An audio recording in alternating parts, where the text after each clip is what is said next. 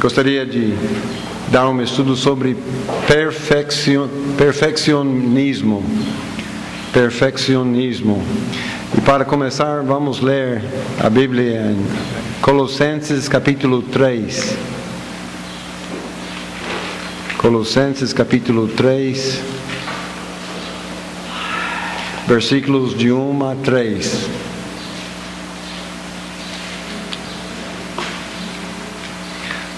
Vamos aprender o que os que ensinem perfeccionismo, o que eles creem e o que a Bíblia diz.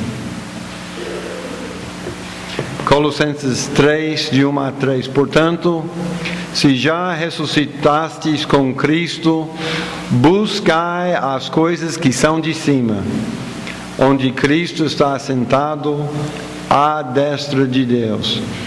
Pensai nas coisas que são de cima e não nas que são da terra, porque já estáis mortos e a vossa vida está escondida com Cristo em Deus. Como que estamos mortos? É a nossa posição em Cristo. Fomos crucificados com Cristo, é a nossa posição. Fomos colocados nos lugares celestiais e temos as bênçãos espirituais. Então quer dizer que nosso andar, a nossa vida, deve adequar mais e mais pela posição que temos diante de Deus. Vamos ler também, virando a página um pouco, para Filipenses 3, 12 até 15. Filipenses 3, 12 a 15.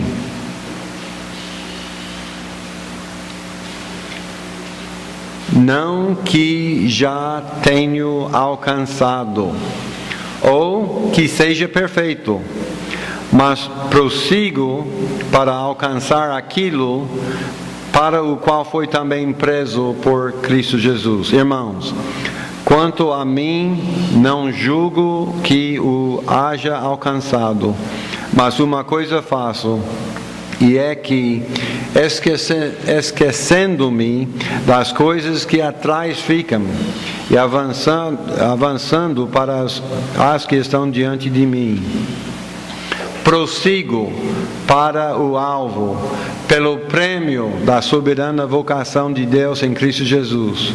Por isso, todos quantos já somos perfeitos, sintamos isto mesmo.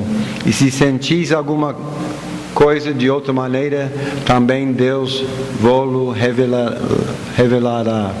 O perfeccionismo.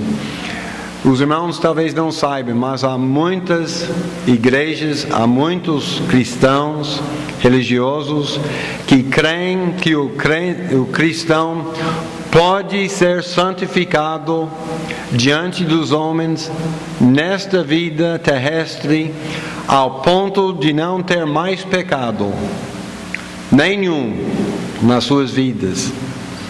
Os católicos, os pentecostais, os wesleyanos, os quakers, entre outros, creem dessa forma.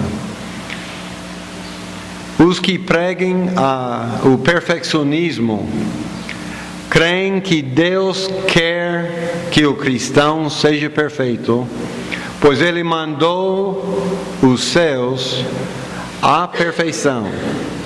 Se olhássemos em 1 Pedro 1,16, seja perfeito, porque sou perfeito. Mateus 5:48, outra vez, perfeito. Tiago 1:4, vamos olhar naquela, pois estamos muito perto. Tiago 1:4.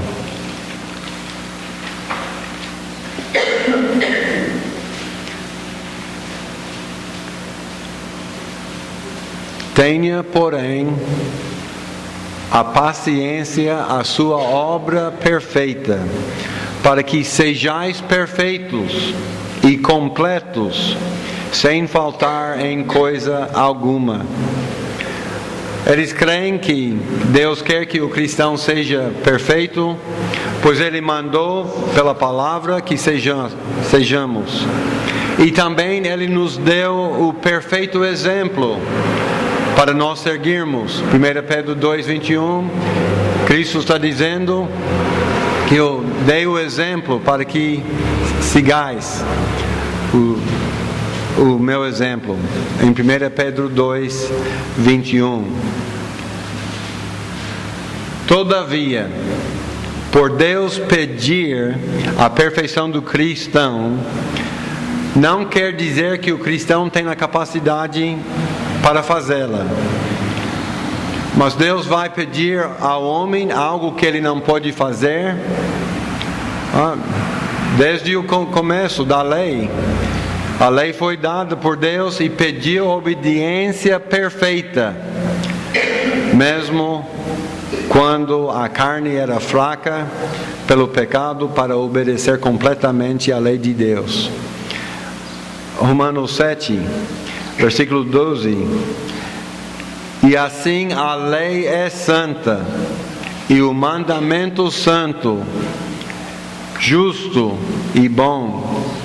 Logo tornou-se-me o bom em morte, de modo nenhum, mas o pecado, para que se mostrasse pecado, operou em mim a morte pelo bem, a fim de que pelo mandamento o pecado se fizesse excessivamente maligno. Porque bem sabemos que a lei é espiritual, mas eu sou carnal, vendido sob a lei. Então Deus deu a lei. Não, não, não, não. E sim, faça, faça, faça. E não há ninguém que pode guardar a lei. Mas Ele deu a lei e responsabilizou os que não obedeceram completamente. Então, quando Deus pede a perfeição do cristão, Ele não está dizendo que você pode. A lei de Moisés, dada ao homem ainda no pecado, quando o homem não podia entender coisas espirituais, nem estava com o poder de agradar a Deus. Por Deus pedir a perfeição do homem, este revela o desejo de Deus para com o homem, não a capacidade do homem para com Deus. O que é destacado pelos mandamentos bíblicos para o homem ser perfeito é a sua responsabilidade viver uma vida reta. Ele não está gloriando ou ensinando a sua capacidade de viver tal vida.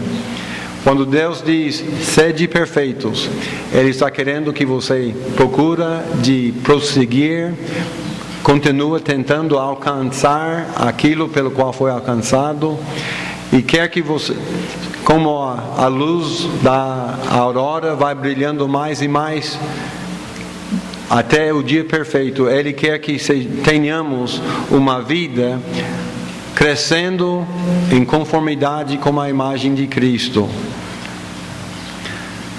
Então, Deus não está dizendo, seja perfeito, sem mácula, sem erro, mas Ele está mostrando o alvo para nossas vidas. Os que pregam, em segundo ponto, os que pregam o perfeccionismo, creem que o perfeccionismo é possível, pois a santidade e a perfeição são atributos dos cristãos nas Escrituras. 2 Coríntios 5:17, se alguém estiver em Cristo, nova criatura é. As coisas velhas passaram e eis que tudo se fez novo. Vamos ler Hebreus 5:14. Hebreus 5:14. E Filipenses 4:13, posso todas as coisas em Cristo que me fortalece. Então, eles que pregam perfeccionismo diz, é possível ser completamente sem pecado e manter aquele nível de vida espiritual, porque santidade e perfeição são atributos. dos cristãos nas Escrituras, como aqui em Hebreus 5,14. Mas o mantimento sólido é para os perfeitos, os quais, em razão de costume, têm os sentidos exercitados para discernir tanto o bem como o mal. Contudo, a santidade e a perfeição nem sempre querem significar que o cristão esteja sem nenhum pecado. Uma definição da palavra santificação pode significar meramente separação para o serviço de Deus. Em Gênesis 2:3, o que está separado, santificado? O 7º dia foi santificado. Em Êxodo 40, versículo 11, Daniel, pode ler esse versículo? O irmão Antônio, com a sua Bíblia nova, Levítico 8:3. Davi, Êxodo 13:2. Irmão Edson, Êxodo 29:27. Irmão Elialti, Êxodo 19:23. Várias coisas separadas para o serviço do Senhor, e a Bíblia diz: santificai-me, que essas coisas sejam santificadas. Então, quando ele diz para o cristão ser santificado, seja separado para o serviço dele. Daniel, Êxodo 40:11 foi? Êxodo 40:11, depois Levíticos 8:3, Êxodo 13:2, Êxodo 29:27 e Êxodo 19:23. Vamos notar o que está sendo separado. Êxodo 40:11. Então ungirás a pia e a sua base e a santificarás. Então, o que está sendo separado? No tabernáculo. Essas coisas são separadas para o serviço do Senhor. Êxodo 13:2. Santifica-me todo o primogênito, que aperdoa a madre dos meus dias, de homens e de mães, porque meu é. O que está sendo santificado? Primogênito do que? Dos homens e dos animais, para o serviço do Senhor. Santificado. E Êxodo 19:23. Não, 29:27.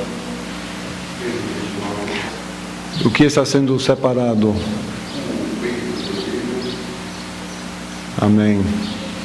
Móveis, roupas, pessoas, animais, sacrifício.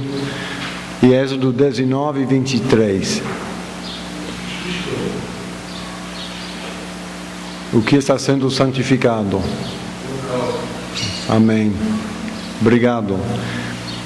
Então, pelas pessoas serem separadas para um uso exclusivo ao serviço de Deus, Deus não está dizendo que a vida moral delas seja perfeita.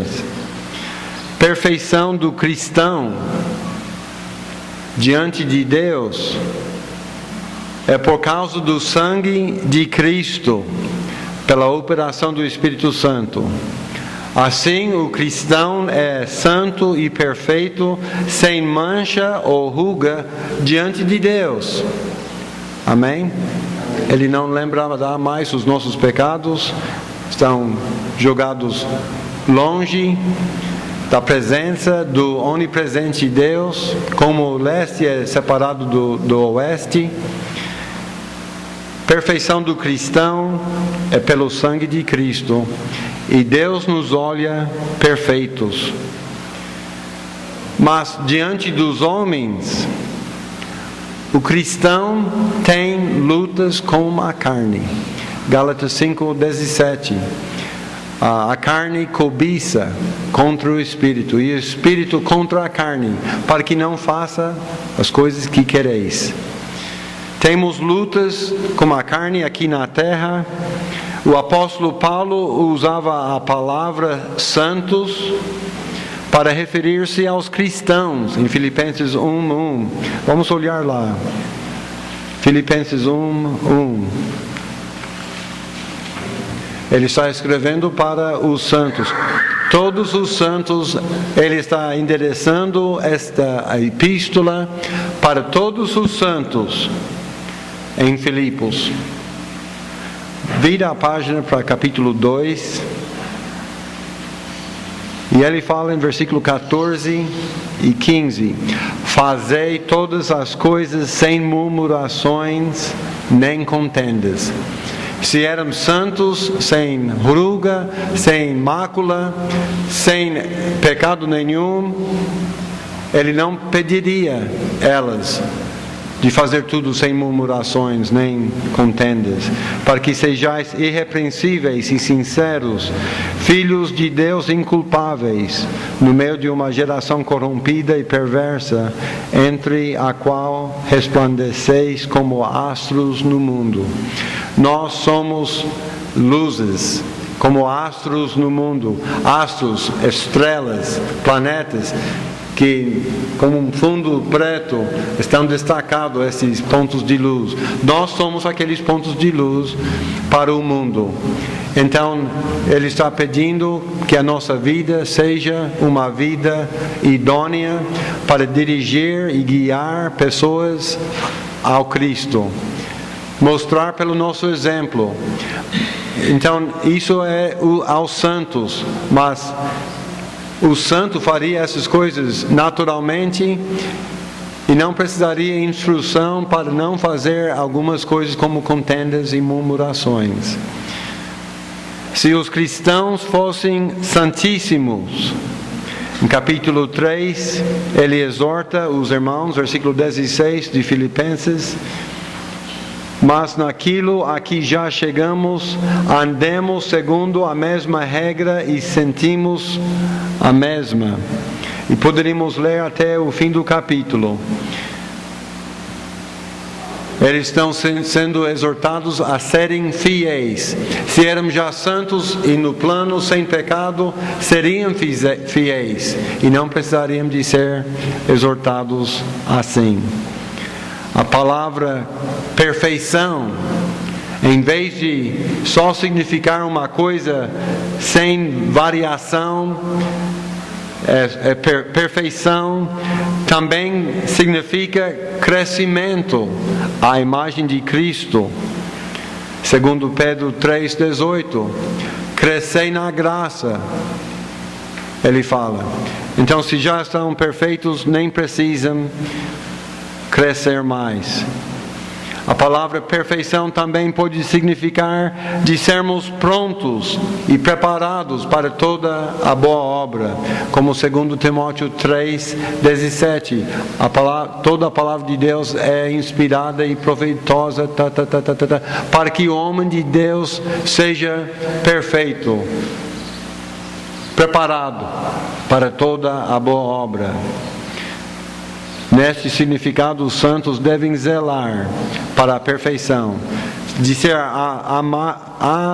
amadurecidos na prontidão para viver com Ele. Isso ele está exortando a perfeição e ser santo, de zelar pela sua vida, a sua testemunha, e de ser prontos para toda a boa obra. Terceiro ponto: os que pregam o perfeccionismo creem que a Bíblia mostra exemplos de santos que eram perfeitos. Vamos fazer isso. Gênesis 6:9. Davi, 1 Reis 15:14. Irmão Antônio, Jó 1:1. Eu espero que a sotaque americano não te leve para outro livro, outro capítulo, etc. Gênesis 6, 9, 1 Reis 15, 14 e Jó 1, 1. Pode ler. Gênesis 6, 9. Esdras. Está vendo? Um irmão do Velho Testamento chamados perfeito, santo. Então, se está santo, não está contaminado. Eles querem dizer, se está santo, é perfeito. Outro, 1 Reis 15, 14. O coração de Asa, do rei Asa, era reto todos os dias, era reto. E Jó 1.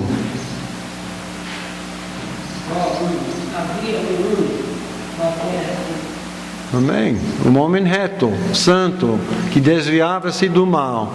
Ele orava para os seus filhos, quando ele soube que estavam em festa, orando para que eles não deslizaram, para pensar uma coisa indevida, fazer uma coisa que não deve. Ele orava, era um homem sincero. E há também essas pessoas que dizem que quando a Bíblia mostra que os santos, alguém é santo como Noé, o rei Asa, o Jó, é porque eram completamente retas. Mas as próprias vidas destes santos revelam imperfeições e fraquezas na fé. Noé, em Gênesis 9, 20 e 21, embebedeu-se e ficou fora de si um pouco. Davi leu 1 Reis 15, 14. O rei Asa era reto, porém não tirou os altos, os lugares que o seu pai tinha colocado, plantado para fazer sacrifício e louvor aos deuses pagãos. Então ele era reto, mas ele não fez todo o trabalho de tirar tudo isso quando ele veio a ser rei.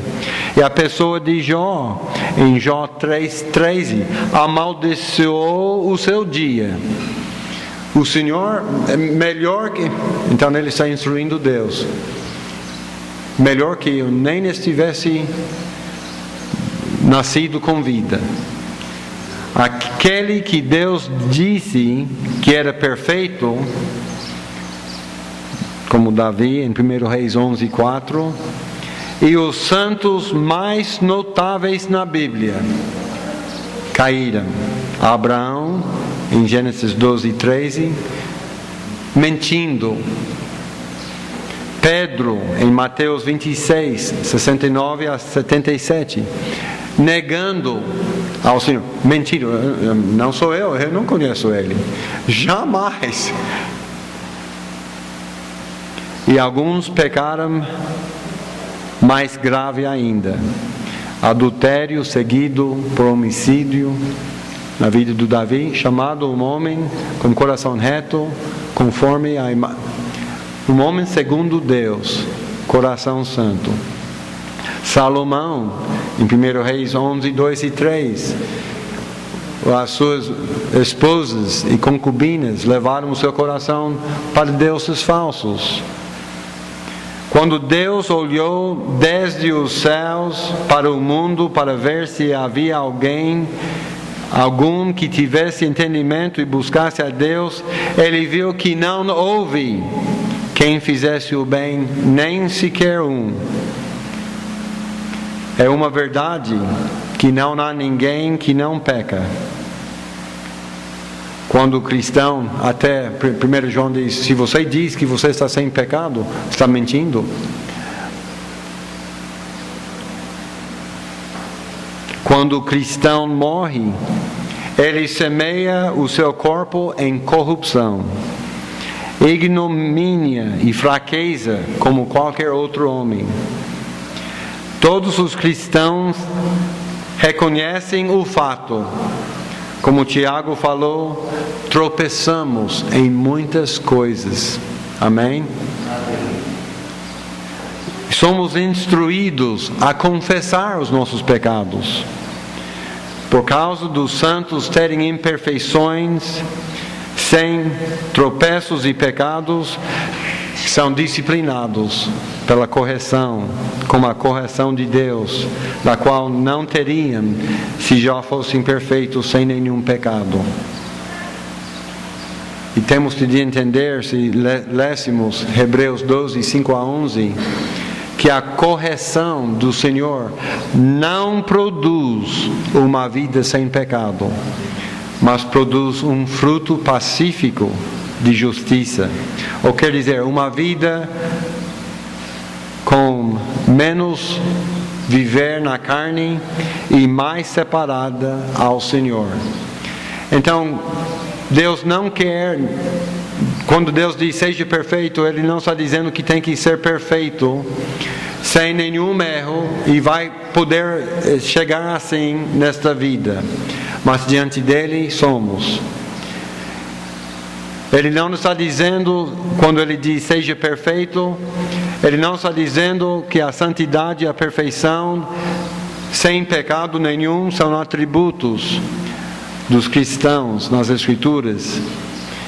Quando a Bíblia diz que há exemplos dos santos que eram perfeitos, Ele está ensinando que este é nosso alvo de crescimento. Também os que pregam o perfeccionismo creem que, como 1 João 3, 6 a 9 diz, e acho que devemos olhar lá, eles dizem, quando a Bíblia diz os nascidos de Deus não pecam, Ele quer dizer que o cristão nunca peca. Vamos olhar em 1 João 3.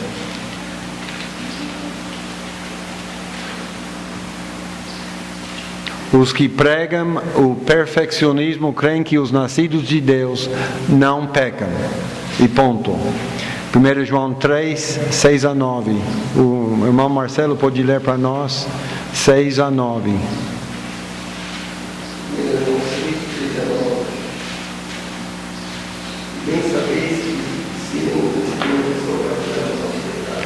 Amém. O que está acontecendo nesse contexto é uma comparação à nova natureza e à velha natureza. E tem outros pontos também para ensinar aí. Quando diz aí, versículo 9, qualquer que é nascido de Deus não comete pecado. A natureza nova, o homem novo, o homem interior, não peca. Mas nós pecamos no homem velho, que ainda temos a velha natureza, que quer concupiscência dos olhos, da carne e a soberba da vida. Não é de Deus, mas do mundo. E Paulo ensinou em Romanos 7 que o pecado habita em nossos membros e faz que sejamos miseráveis. Mas o que é nascido de Deus, aquele homem novo, não peca. E se cresçamos e guardamos as nossas mentes na verdade, conforme Filipenses 4, 6 a 8, se pensamos do que é puro e verdadeiro, de boa fama, justo, teremos virtude espiritual e poder espiritual. Estamos sendo ensinados que a nova natureza não peca. Olhem em 1 João 5,18.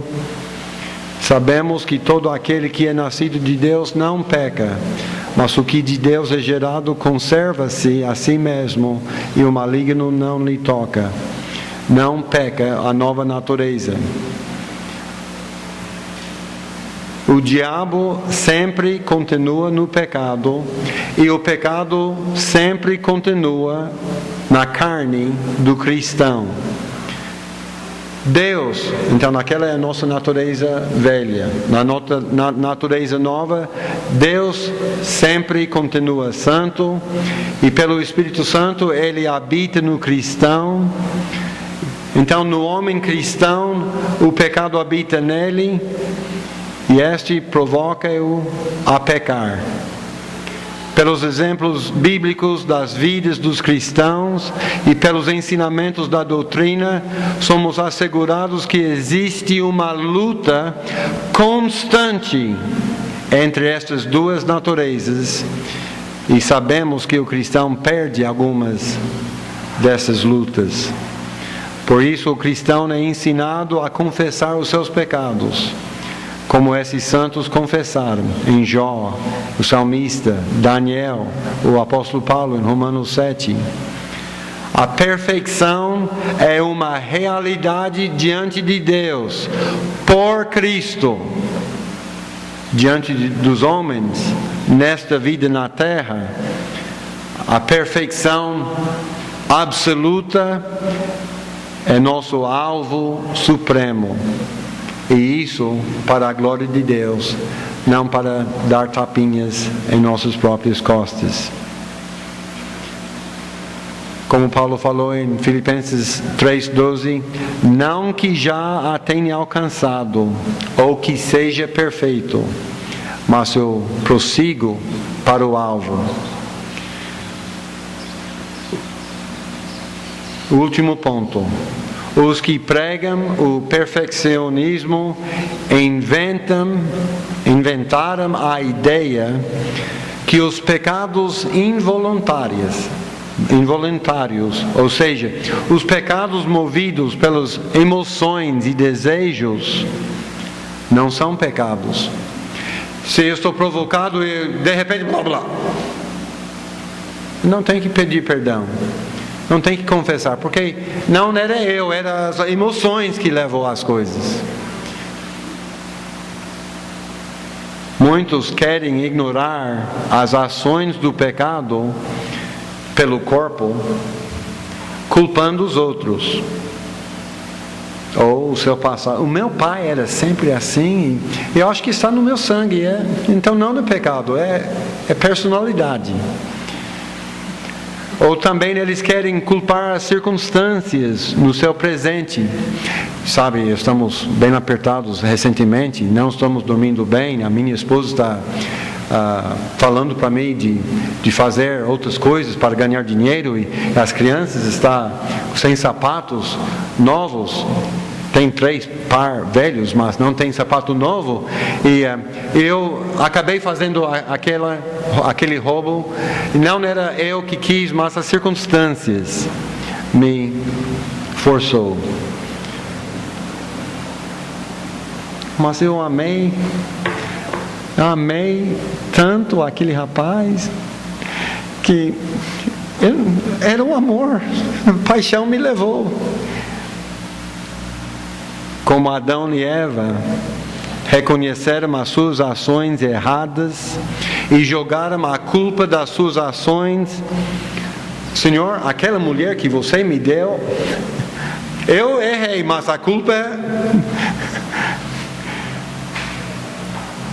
Sim, eu comi, mas a serpente me enganou. Eu fiz o errado, mas a culpa é dela. Muitos querem fazer o mesmo ainda hoje. Mas pensa do rei Davi. Foi manipulado pelos seus desejos pecaminosos a quebrar a lei.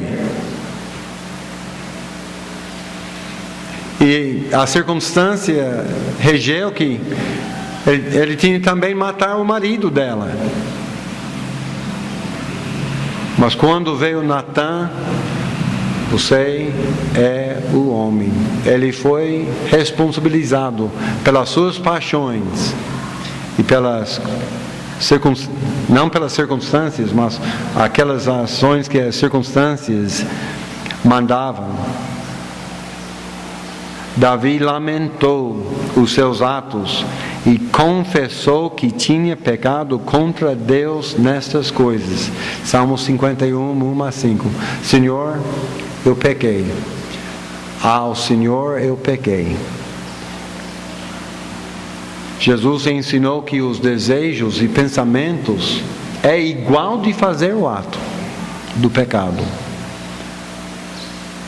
E temos de lembrar que Deus há de trazer a juízo toda a obra e tudo que está encoberto, quer seja bom, quer seja mal.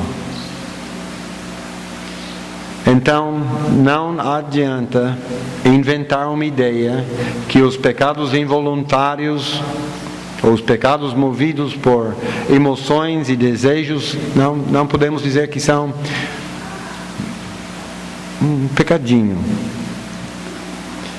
Deus há de trazer a juízo toda a obra e tudo o que está encoberto. Então, irmãos, se você desiste de procurar um viver para a glória de Deus e desiste porque se pensa, eu nunca chegarei àquele grau de viver resistindo ao pecado, ou se você acha que é melhor viver no pecado em vez de prosseguir para o alvo de glorificar o Salvador como Ele é digno, você está manifestando uma atitude não cristã. O verdadeiro convertido reconhece o fato do pecado sempre presente, mas não desiste de participar na sua santificação, mesmo assim. O verdadeiro cristão é miserável por ter o pecado tão perto dele. E o verdadeiro cristão, quando vê que não alcançou a santificação desejada, que precisa ainda prosseguir para o alvo, pelo prêmio da soberana vocação de Deus em Cristo Jesus. Não acomode-se com o pecado, resiste o pecado. Portanto, voltando a Colossenses 3, 1-3.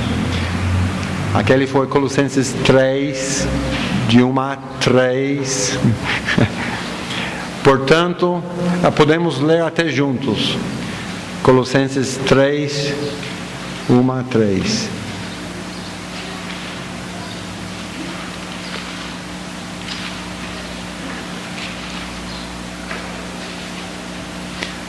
Todo mundo juntos? Portanto, se já ressuscitaste com Cristo, buscai as coisas que são de cima, onde Cristo está sentado à destra de Deus. Pensai nas coisas que são de cima, e não nas que são da terra, porque já estáis mortos, e a vossa vida está escondida com Cristo em Deus. Pode ser que ainda não somos o que queremos ser, mas dá graças a Deus que não somos o que éramos. Amém? Está em Cristo, está crescendo em Cristo, prossegue para o alvo da soberana vocação que espera para todos aqueles que amam a Deus. E que Deus abençoe.